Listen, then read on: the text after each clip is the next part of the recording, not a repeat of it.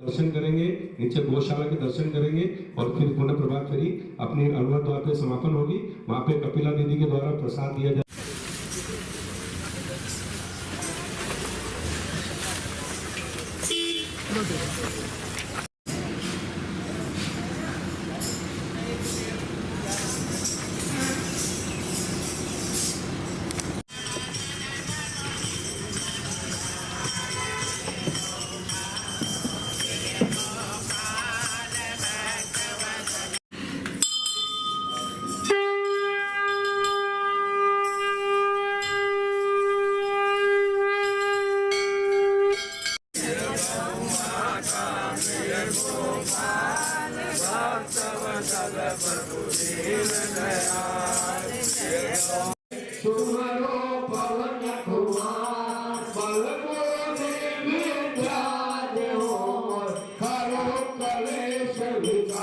जय हनुमान ज्ञान गुण सागर।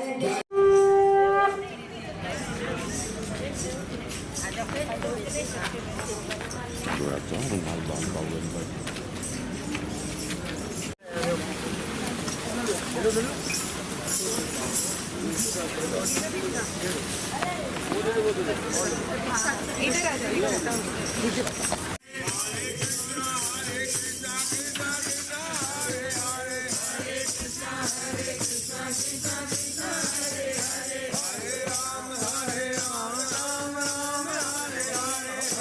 बड़ा दिव्य है, देश भर के हजारों संत उस आयोजन में पहुंचेंगे। आप सभी लोग वहां पधारे। देवभूमि उत्तराखंड का प्रथम गौ संवर्धन केंद्र भी वहां।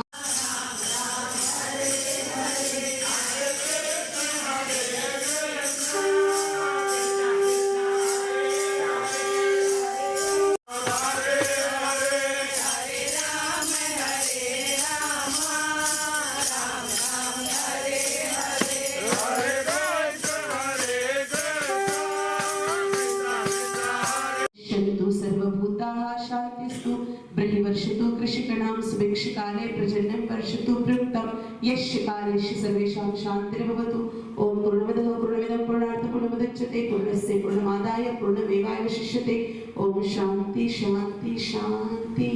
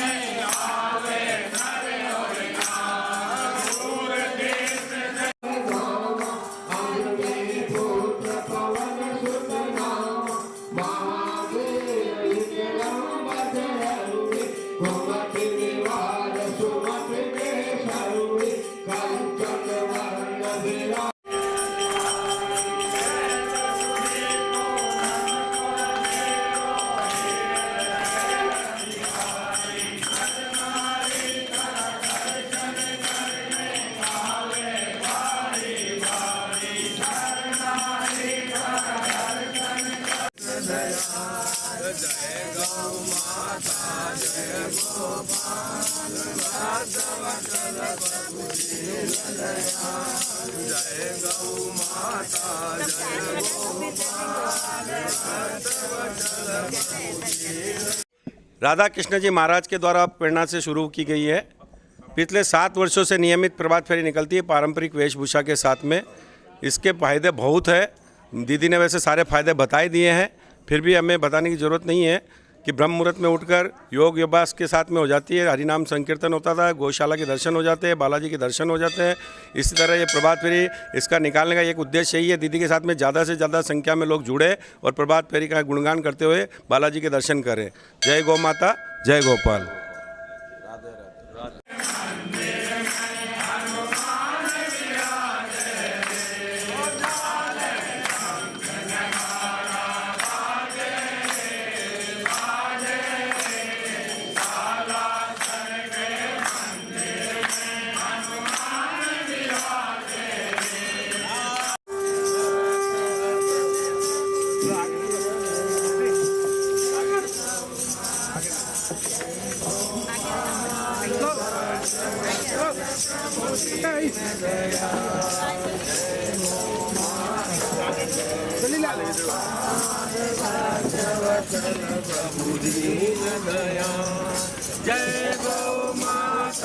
राष्ट्र के लिए समर्पित होंगे ही जरूर।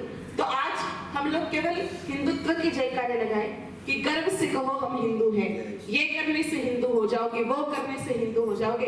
ऐसा करने से कुछ हिंदू जैसा कुछ हम लोगों ने विशेष किया ही नहीं। हम आपको सच्चाई बताएं, हिंदू तो आप तभी साबित होंगे जब दिन में एक बार, 24 घंटे में एक बार देसी गाय माता कोई गव्य पदार्थ आपके शरीर में जाएगा। चाहे दूध जाए, चाहे दही जाए, चाहे गोमूत्र जाए, चाहे गोबर जाए, चाहे घी जाए, ये अगर इसमें से एक चीज हमारे शरीर में जाती है तभी हम वास्तव में सच्चे हिंदू कहलाएंगे। तो बातें तो बहुत सारी हैं। सूरत में काफी बार काफी संत गौ माता के लिए आप सबको मार्गदर्शन करते ही करते हैं। मैं प्रभात फेरी जो मंडल सिटी लाइट प्रभात फेरी मंडल आपने हमको यहाँ आमंत्रित किया और प्रभु के दर्शन करने का, प्रभु का नामस्मरण करने का ये शुभ अवसर प्रदान किया, इसलिए आप सबका बहुत बहुत धन्यवाद। एक छोटा सा निमंत्रण है आप सब लोगों को।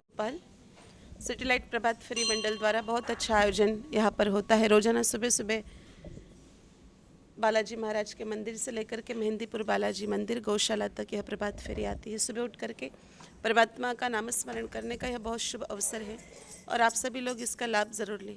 आप जिस क्षेत्र में रहते हैं वहाँ प्रभात फेरी निकाल करके भगवान का नाम संकीर्तन तो करे ही करें, साथ ही साथ में गौ माता की सेवा का भी संकल्प आप सभी मन में लें।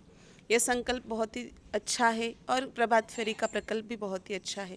ऐसा करने से निश्चित रूप से हमारी आध्यात्मिक, हमारी धार्मिक, हमारी शारीरिक उन्नति होगी और परमात्मा का हम पर बड़ा विशेष आशीष बरसेगा। जय गौ माता, जय गोपाल। जी, गाय की स्थिति को देखें तो लोगों क्या कहेंगे या फिर सरकार किस तरह से काम करे गाय को बचाने? हम तो किसी दूसरे पर दोषारोपण करते नहीं हैं। हमारा मानना है कि हिंदुस्तान की धरती पर 100 करोड़ हिंदू हैं।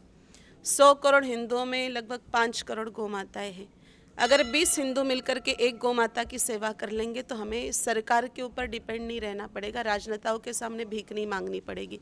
तो हमारा प्रथम उद्देश्य यही है कि हम जन जागृति करें और इसीलिए हमारे गुरुदेव ने 31 साल की पैदल यात्रा निकाली है। प्रत्येक गांव-गांव में जाकर के जन जागृति करने और लोगों को हमें प्रेरित करना है। रही बात ये कब गौ माता के लिए क्रांति आएगी, तो ये लड़ाई तो आजकल की या 2 साल की तो है ही नहीं। ये लड़ाई तो सतयुग से चलती आ रही है और आगे भी चलती रहेगी। तो हम अपना जितना बेस्ट कर सकते उतना प्रयास करें, जितना जागरण कर सकते उतना करें। इसके लिए तो मैं देश के तमाम गौ भक्तों को निवेदन करना चाहूँगी, आप कहीं भी जाए तो थोड़ी पंचायतें कम करें, पार्टी पॉलिटिक्स की बातें कम करें और अपने जीवन में कम से कम हम उद्देश्य ये लेकर चले कि 108 लोगों को गौ माता से जोड़ेंगे। चाहे वो कहीं गौ माता के लिए चारा डाले, कहीं किसी गौशाला में गौ माता की सेवा करे, चाहे वो गौ माता का दूध पिए, चाहे वो गौ माता के पंचगव्य से निर्मित दवाई का सेवन करे। तो जन जागृति बहुत आवश्यक है। जब हमारा देश आज़ाद हुआ था उस समय भी जन जागृति ही थी, इस वजह से पूरे देश भर के क्रांतिवीरों में लहर आई थी। तो हम सभी मिलकर के इस बीड़ा को उठाएंगे तो निश्चित रूप से हमारे देश में गौ माता की स्थिति सुधरने लग जाएगी। जय गौ माता, जय गौ माता। लेकर के गई गौ माताओं के लिए।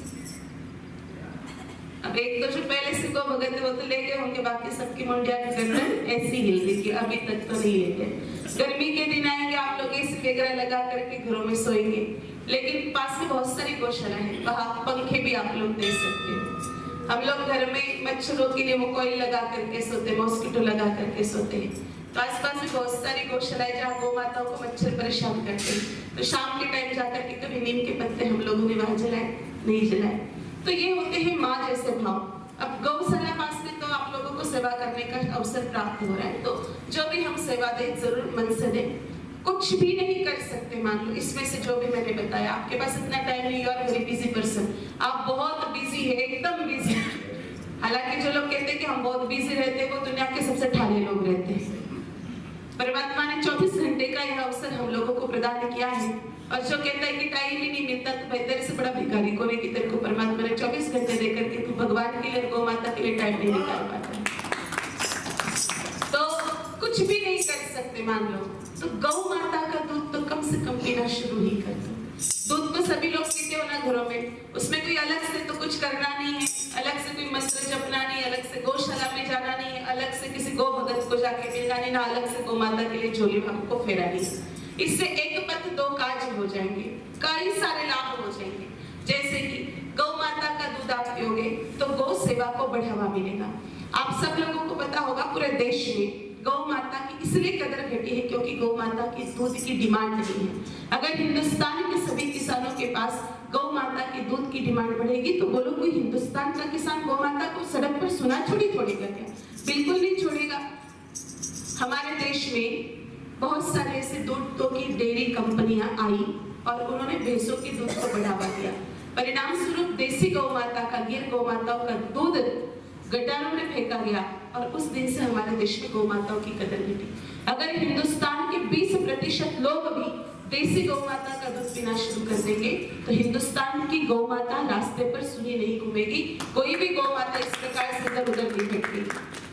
दूसरा, आप पैसे तो दे रहे हो दूध वाले को, 5, 10, 15 रुपए बढ़ा के ही तो दे रहे हैं, ये समझ लो कि चारे के निमित्त खर्च हो गए। हमारे गुरुदेव भगवान तो कहते हैं अगर गौ माता का दूध कोई 100 रुपए किलो भी दे तो महंगा बिल्कुल भी नहीं पड़ता है, क्योंकि 60 रुपए किलो तो वैसे भी गौ माता के दूध के दाम है नहीं, और 40 रुपए का उसमें लिक्विड गोल्ड होता है, तरल सुवर्ण क्षार होता है। इसलिए गौ माता के दूध का रंग कौन सा होता है? पीला होता है। तो 40 रुपए का तो वैसे भी सोना आ ही गया। सूरत में रहते हो लगभग सभी व्यापारी लोग हो, आप लोग व्यापार अच्छी तरह से समझते हो, कोई नुकसान की सौदा तो नहीं है, फायदे ही फायदे का सौदा है। तीसरा, गौ माता का दूध पियोगे तो मनोबल आपका बड़ा दृढ़ रहेगा, बुद्धि सतोगुनी रहेगी, और सतोगुनी बुद्धि प्राप्त करने के लिए हमको अलग विशेष यत्न प्रयत्न नहीं करने पड़ेंगे। सतोगुनी बुद्धि वाला जीव ही परम पिता परमात्मा को प्राप्त कर सकता है। जिसकी रजो बुद्धि है, तमो बुद्धि है, वो परमात्मा को आसानी से प्राप्त नहीं कर सकता। आप सभी सुबह उठ कर के आए हो, निश्चित रूप से आप सभी परमात्मा का ध्यान, चिंतन, मनन करने वाले लोग हो। बहुत सारी बात मन में ये विचार आता है कि हम ध्यान में बैठते हैं, पूजा में बैठते हैं, मन बड़ा चंचल है, एक जगह स्थिर नहीं रहता है। स्थिर इसलिए नहीं रहता है क्योंकि राजसी और तामसी भोजन हमारे जीवन में बढ़ता जा रहा है। तो देसी गौ माता का दूध पिएंगे तो हमारे शरीर में सतोगुण की वृद्धि होगी। सतोगुण की वृद्धि होगी तो पूजा पाठ में भी मन लगेगा, और 5 मिनट भी 10 मिनट भी भगवान का नाम लोगे तो वो आपके लिए करोड़